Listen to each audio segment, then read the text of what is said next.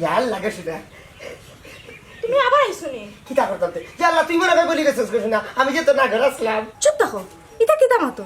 মাইনসে হলে উপায় আসেনি। তাও কি তুই লেতে এই আমি আব্দুল্লাহ সুচাইও না ইতা তাই ডরাই না কিন্তু আমি ডরাই, আমার সংসার আছে, স্বামী আছে। ও সুটা মাই স্বামী খে তোর স্বামী ইয়ে এখানে আসের কে তুইলো? তুমি যাচ্ছা এখান থেকে, কেউ দেখলে বিপদ হইব। ও শোনা গো আইলাম দোকান সুখ দুঃখর কথা কইতাম এবং তুই দেখি আবার তাড়াইয়া দিলি আমার সুখ নাই, দুঃখ ঠিকই আছে, এটা তোমার শুনিয়ে লাভ নাই। তুমি যাও কি?